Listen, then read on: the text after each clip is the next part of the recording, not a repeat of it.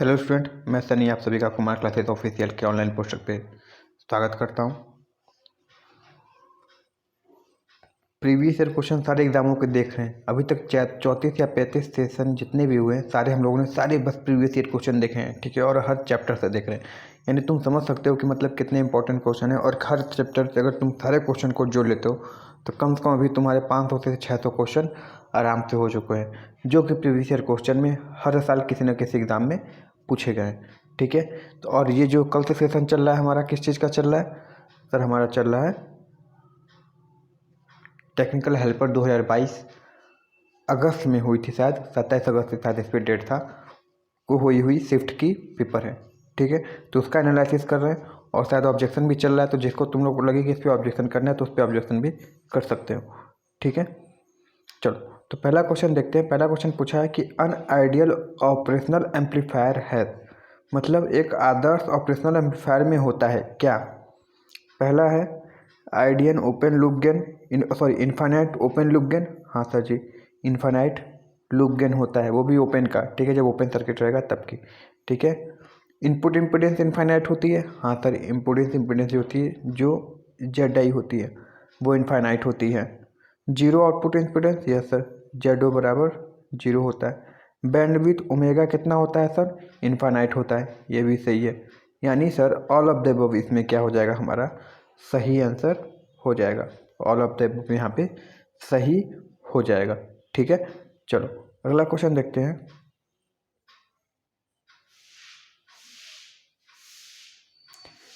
P type semiconductor में कौन सी अशुद्धता परमाणु मिलाते हैं, यानी कोई भी प्रकार के अर्धचालक में अशुद्धता परमाणु क्या होती है। देखो पहले तो पी टाइप जब किसी इम्प्योरिटी में, किसी सेमीकंडक्टर में इम्प्योरिटी मिलाते हैं तो वो कौन सी सेमीकंडक्टर हो जाती है, तो उसको बोलते हैं एक्सट्रिंसिक सेमीकंडक्टर। क्या बोलते हैं? एक्सट्रिंसिक सेमीकंडक्टर बोलते हैं, ठीक है। ये मेनली दो प्रकार की होती है। कौन सी सर? एक होती है पी टाइप और दूसरी होती है एन टाइप। पी टाइप में सर कौन सा मिलाते हैं सर जी? ट्राईवेलेंट मिलाते हैं, ठीक है। और एन टाइप में सर पेंटावेलेंट, यानी बाहरी कक्षा में अगर 5 इलेक्ट्रॉन है तो पेंटावेलेंट, 3 इलेक्ट्रॉन है तो ट्राईवेलेंट कहते हैं, ठीक है। त्रिसंयोजी पंचसंयोजी, सही है। तो 3 संयोजी वाले कितने इलेक्ट्रॉन होते हैं, एलिमेंट होते हैं? तुमको पता है कि बाल गंगा इन तिलक, यानी boron, aluminium, gallium, indium, titanium, ये सब कितने हैं? पी टाइप वाले हैं, ठीक है। यानी इसमें ट्राईवेलेंट जो मिलाते हैं उसकी कहानी है। और एन टाइप की बात करेंगे तो उसमें पेंटावेलेंट, यानी नाना पार्टिकल ऐश्वर्या सब भिखारी, यानी nitrogen, phosphorus, Aishwarya arsenic, antimony और बिस्मथ, ठीक है। ये सब किसमें होते हैं? पेंटावेलेंट यानी पी टाइप में। तो हमसे पूछा कि पी टाइप में क्या मिलाते हैं, तो सर पी टाइप में हम तो मिलाते हैं वैसे ट्राईवेलेंट, और ट्राईवेलेंट मिलाते हैं तो क्या हो जाएगा? ट्राईवेलेंट कहाँ दिया है sir ji? Option B, sorry option B क्या हो जाएगा हमारा? सही हो जाएगा। एलिमेंट के नाम याद रखना, बहुत ज़्यादा पूछे जाते हैं, ठीक है। चलो अगला क्वेश्चन देखते हैं। ट्यून्ड सर्किट क्या होता है? ट्यून्ड सर्किट का प्रयोग सर हम इम्पीडेंस मैचिंग ये सब में करते हैं, ठीक है। ये बने किससे होते हैं सर? इसमें एल और सी मिलाए जाते हैं। क्या मिलाए जाते हैं? एल और सी मिलाए जाते हैं। और दोनों मिले कैसे होते हैं सर? पैरेलल में मिले होते हैं। तो ये क्या बन जाता है हमारा सर जी? हमारा बन जाता है ट्यून्ड सर्किट। यानी इसमें सर एक इंडक्टर होता है और एक कैपेसिटर होता है, ठीक है। ट्यून्ड सर्किट में एक इंडक्टर और एक कैपेसिटर मिलके बने होते हैं, जिसको एलसी सर्किट भी कहें तो सिंपल, कोई गलत नहीं कह रहे हैं, ठीक है। चलो अगला क्वेश्चन देखते हैं।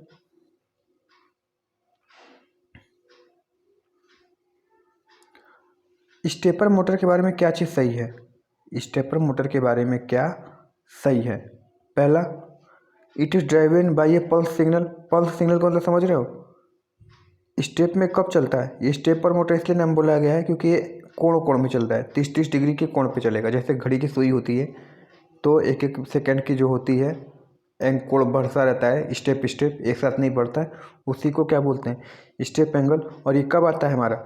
जब इसको पल्स देते हैं, तो सही है। दूसरा, इसको क्या बोलते हैं? ये ब्रशलेस कम्यूटेशन होता है, तो सॉरी ब्रशलेस होता है, इसमें कोई ब्रश नहीं होता है। और ये क्या होती है? तुल्यकालिक होती है, ये सही है। इसको स्टेपिंग मोटर के नाम से भी जानते हैं, कोई दिक्कत नहीं है सर जी, स्टेपिंग मोटर के नाम से भी जानते हैं। और क्या होता है इसका मुख्यतः प्रयोग कहाँ करते हैं हम? सर जी, रेडिएटर में करते हैं, जो सोलर सेल होता है वहाँ पे प्रयोग करते हैं, इन सब जगहों पे प्रयोग करते हैं, क्योंकि इसमें कंट्रोलिंग का बहुत अच्छा कंट्रोल रहता है। ठीक है, मतलब एंगल अच्छे से ये कंट्रोल कर सकता है। तो ऑल ऑफ द अबव सही हो जाएगा आंसर। ठीक है, और इसके एंगल की बात करें, कितना एंगल होता है, तो एंगल की बात करेंगे तो एंगल हो जाएगा स्टेप एंगल बराबर N S minus N R upon N S into N R गुणे 360 डिग्री हो जाता है। ठीक है, एन एस क्या है? रोटर टीथ है, सॉरी एन एस क्या है? स्टेटर टीथ है, एन आर क्या है? रोटर टीथ है। तो इससे एंगल भी निकल जाता है, मगर यहाँ पे क्या सही होगा? Sir all of the above सही आंसर हो जाएगा। ठीक है, चलो नेक्स्ट क्वेश्चन देखते हैं। ये तो फ्री का नंबर बढ़ रहा है। क्या बोला है कि 1200 आरपीएम पर घूर्णन करने वाले 10 पोल एसी जनरेटर के लिए एसी वोल्टता की आवृत्ति की गणना करें। हमको पता है कितना है, 10 पोल है। ठीक है, अच्छा और भी कुछ दिया क्या? 1200 आरपीएम है ना, 1200 आरपीएम में 10 पोल है। तुमको पता है कि एन एस बराबर कितना होता है? एन एस बराबर 120 एफ अपॉन पी होता है। तो एन एस की वैल्यू कितनी है? सर एन एस की वैल्यू है 1200 है, बराबर 120 गुणे फ्रिक्वेंसी कितनी है निकालनी है, पी की वैल्यू कितनी है? 10 है। इसको एक जीरो से एक जीरो काट देते हैं, ये कितना हो जाएगा? सर ये हो गया हमारा 10 हो गया। अगर एफ की वैल्यू निकालेंगे तो 10 इधर आएगा, गुणा हो जाएगा। तो जब गुणा हो जाएगा तो कितना आ जाएगा हमारा? 100 हर्ज आंसर निकल के आ रहा है। अब देखो हर्ज बोलो या 100 सेकेंड इनवर्स बोलो या 100 साइकिल पर सेकेंड बोलो, बात सबका मतलब सेम ही होता है, फ्रिक्वेंसी। ठीक है, इसलिए ऑप्शन बी क्या हो जाएगा यहाँ पे? सही आंसर हो जाएगा। ठीक है, चलो अगला क्वेश्चन देखते हैं। और सेशन पसंद आ रहा है बाबू तो इसको लाइक शेयर जरूर कर देना। ठीक है, पूछा क्या है कि जल विद्युत संयंत्र यानी हाइड्रो पावर प्लांट में पेन स्ट्रोक में जल प्रवाह को नियंत्रण कौन करता है? यानी पेन स्ट्रोक में जो पानी प्रवाह होता है तो कौन कंट्रोल करता है? पहला पावर हाउस, सर ये तो एकदम ही गलत है। होल आज तक कभी पढ़े नहीं। रिजर्वायर नहीं करता सर जी, रिजर्वायर का काम तो होता है पानी को इकट्ठा करके रखना। सर्ज टैंक देखो क्या होता है, सर्ज टैंक या स्लॉइस में बहुत सारे बच्चों को कन्फ्यूजन है। सर्ज टैंक क्या करता है? केवल एक काम करता है, वाटर हैमरिंग को कम करता है। ठीक है, वाटर हैमरिंग के इफेक्ट को कम करता है कौन? Surge tank. और ये कहाँ होता है? पेन स्टॉक के ऊपर लगा होता है। मगर स्लाइस एक गेट होता है, स्लोइस गेट बोलते हैं इसको। इसका पूरा नाम लिखोगे तो लिखोगे स्लोइस गेट, जो पेन स्टॉक की स्टार्टिंग में लगा होता है। और इसको कम ज़्यादा करके हम चाहे तो पेन स्टॉक में पानी की मात्रा को कम ज़्यादा कर सकते हैं। ठीक है, यानी स्लोइस गेट इसका क्या हो जाएगा? सही आंसर हो जाएगा। सही ना, चलो अगला क्वेश्चन देखते हैं। सोलर कलेक्टर, ये सोलर कलेक्टर सौर ऊर्जा को किसमें परिवर्तित करने का काम करता है? कोई दिक्कत नहीं। सोलर एनर्जी क्या करता है जी? सन की थर्मल एनर्जी को यानी ऊष्मा ऊर्जा को, थर्मल एनर्जी को किस में बदलने का काम करता है? इलेक्ट्रिकल एनर्जी में बदलने का काम करता है। तो ऑप्शन सी क्या हो जाएगा? सही हो जाएगा, थर्मल एनर्जी को बदलने का काम करता है। केमिकल एनर्जी किसको करता है? तो सर केमिकल एनर्जी करता है हमारे फ्यूल सेल, फ्यूल सेल का काम करता है, या फिर बैटरी बोल दे तो कोई दिक्कत नहीं है। ठीक है, ये चीज़ याद रखना। नेक्स्ट देखते हैं।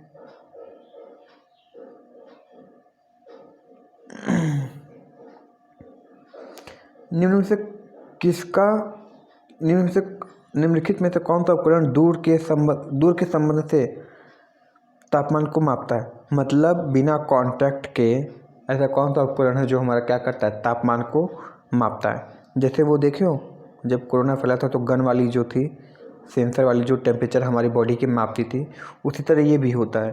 तो ये भी क्या होता है? दूर से ही माप लेता है, इसको टच करने की ज़रूरत नहीं है। और वो इंस्ट्रूमेंट क्या होता है? पायरोमीटर।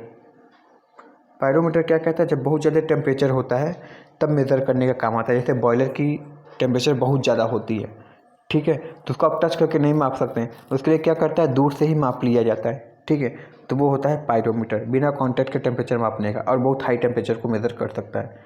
ठीक है ना, चलो अगला क्वेश्चन देखते हैं।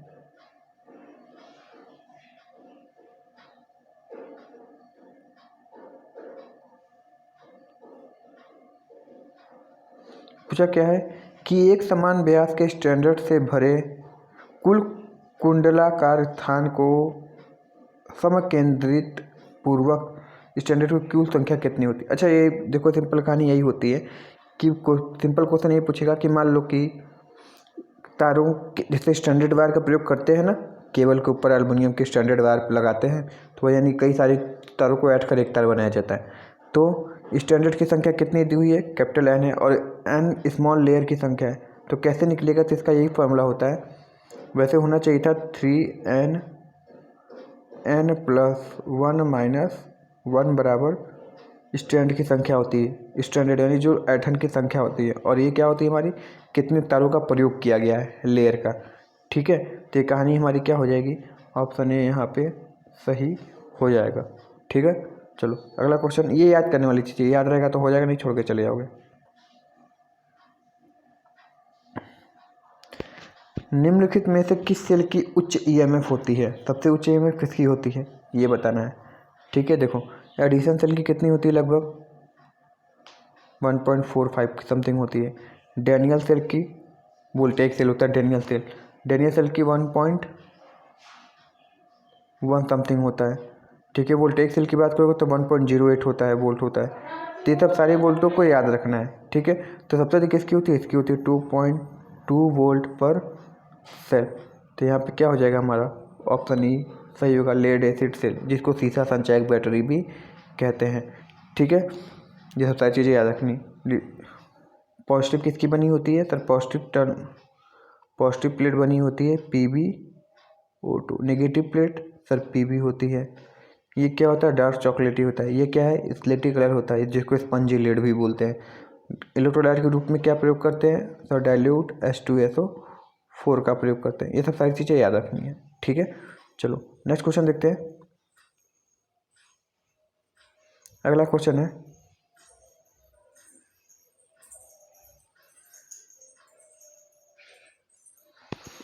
वेव बाइंडिंग को किसके लिए डीसी मशीन में नियोजित किया जाता है। वेव बाइंडिंग, देखो वेव बाइंडिंग एक होती है और एक होती है लैप बाइंडिंग। वेव बाइंडिंग में क्या होती है, वेव बाइंडिंग में A बराबर 2 हो जाती है, यानी समानांतर पथों की संख्या 2 के बराबर हो जाती है। ठीक है, और ये लैप बाइंडिंग की बात करेंगे तो समानांतर पथों की संख्या पोल के बराबर हो जाती है। यानी वेव बाइंडिंग में ब्रश की संख्या भी 2 हो जाती है, और लैप बाइंडिंग में ब्रश की संख्या पोल की संख्या के बराबर कहें या फिर समानांतर पथों की संख्या के बराबर हो जाती है। ठीक है, तो ब्रश की भी संख्या याद रखना है। और वेव बाइंडिंग का प्रयोग किस लिए होता है, तो वेव बाइंडिंग का प्रयोग होता है हाई वोल्टेज लो करंट के लिए प्रयोग होता है, यानी हाई वोल्टेज लो करंट के लिए हम वेव बाइंडिंग। और लैप बाइंडिंग की किस लिए प्रयोग करते हैं, तो वो होता है सर जी लो वोल्टेज हाई करंट के लिए। या सिंपल भाषा में बात करें तो जहाँ पे हमको वेल्डिंग की आवश्यकता होगी, जहाँ ज़्यादा हीट की आवश्यकता होगी, वहाँ पे हम लैप बाइंडिंग का प्रयोग करेंगे। इसलिए इसका सही आंसर हो जाएगा क्या, ऑप्शन बी, लो करंट तथा हाई वोल्टेज के लिए प्रयोग किया जाता है। ठीक है, लो वोल्टेज तथा हाई करंट के लिए ऑप्शन बी न प्रयोग किया जाएगा। ठीक है, यहाँ पे ऑप्शन बी क्या हो जाएगा, सही हो जाएगा। ठीक है ना, लो करंट हाई वोल्टेज के लिए सही है। चलो अगला क्वेश्चन देखते हैं। अगला क्वेश्चन क्या बोला है,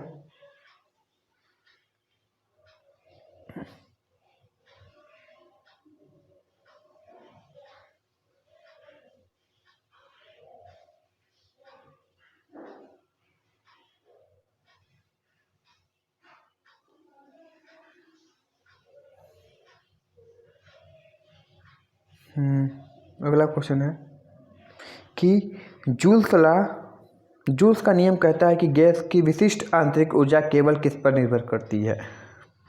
ठीक है, तो किस पर निर्भर करेगी जी, जूल्स लॉ है तो किस पर निर्भर करनी चाहिए, आंतरिक जो जितनी भी ऊर्जा है वो केवल किस पर निर्भर करेगी, तो जी तापमान, यानी टेम्परेचर क्या है उस पर निर्भर करेगी, किस पे, तापमान पे। ठीक है, टेम्परेचर क्या है उस पर गैस की सारी आंतरिक ऊर्जा निर्भर करेगी, जिसको स्पेसिफिक इंटरनल एनर्जी बोलते हैं। ठीक है, याद रखना इसको। टेम्परेचर जूल्स आ गया तो टेम्परेचर, रेसिस्टेंस, करेंट, यही सब होगा। ठीक है, उष्मा। नेक्स्ट देखो, ये तो फ्री का नंबर बढ़ता है तब होता है। अल्टरनेटर वैसे आज ख़त्म हो गया है हम लोग का ऑफलाइन बैच में, ठीक है, अल्टरनेटर ख़त्म कर दिए। अब कल से डीसी मोटर चलेगा, सही है ना। चलो देखो आज देखते हैं क्या दिया है कि alternator work on the principle of, alternator किस सिद्धांत पे काम करता है जी। सर ये कोई पूछने की बात है। इलेक्ट्रोमैग्नेटिक इंडक्शन, इलेक्ट्रोमैग्नेटिक प्रेरण यानी वैद्युतीय चुंबकीय प्रेरण सिद्धांत पे काम करता है।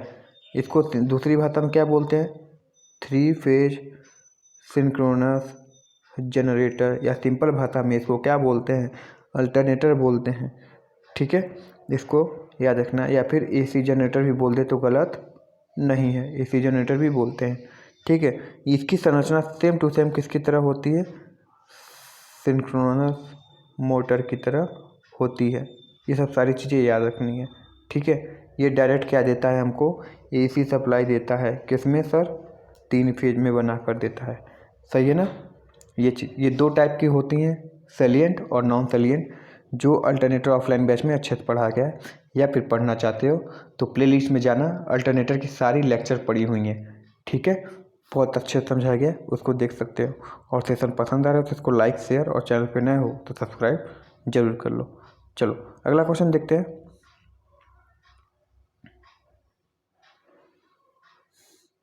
जोड़ का एक वायर नट द्वारा बदल दिया जाता है, निम्न में से किस जोड़ का एक वायर नट द्वारा बदल दिया जाता है।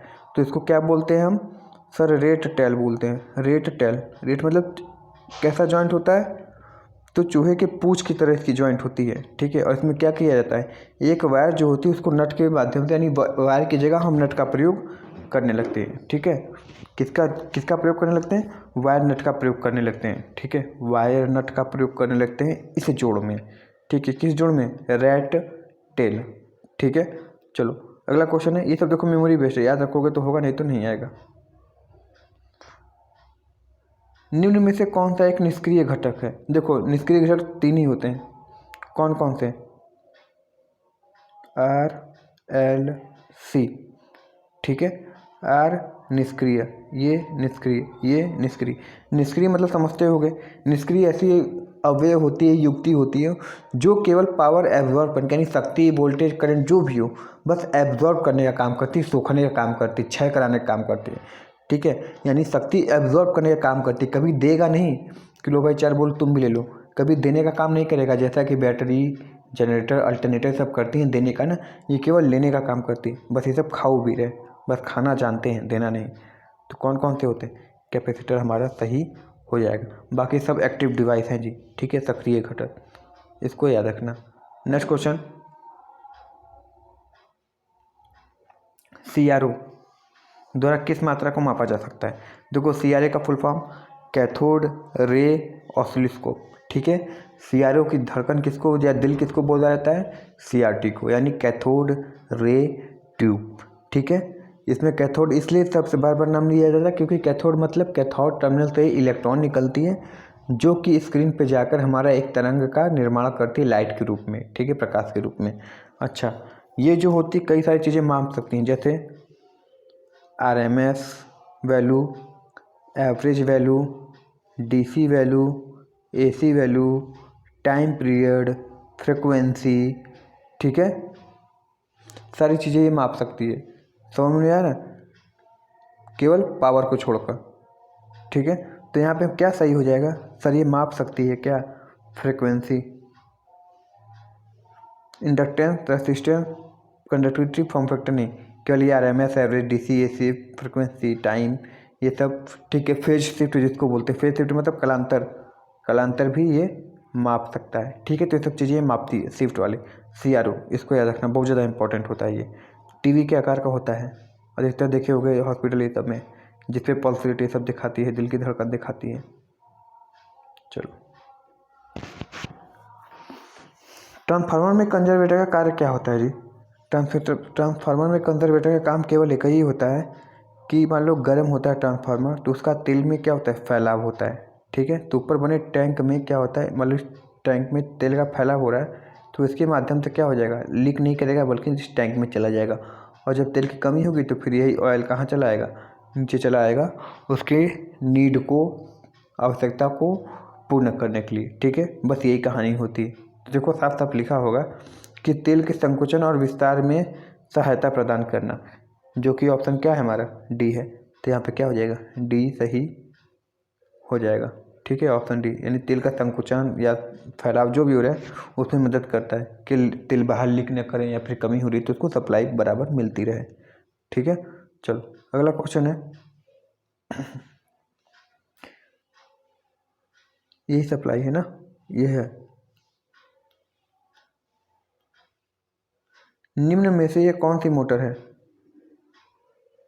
साफ साफ दिख रहा है जी, ये देखो आर्मेचर है, आर्मेचर के साथ समानांतर में क्या लगा है, एक शंट वाइंडिंग लगा है, और ये क्या है, सप्लाई ले रहा है कि दे रहा है, सर डीसी आपूर्ति दी जा रही है, ली नहीं जा रही है। तो जब देना होता है तो किस में प्रयोग करते हैं, सर ये डीसी शंट मोटर का प्रयोग करते हैं। ये शंट वाइंडिंग है और ये आर्मेचर है। ठीक है, तो क्या हो जाएगा हमारा, सर ये डीसी शंट मोटर हो जाएगा। सही है, चलो अगला देखते हैं।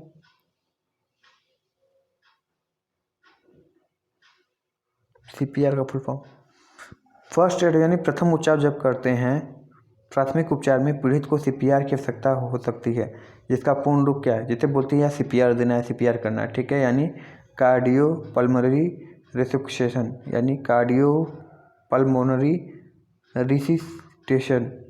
ठीक है, और देखो एक्चुअल कार्डियो समझ रहे हो क्या होता है।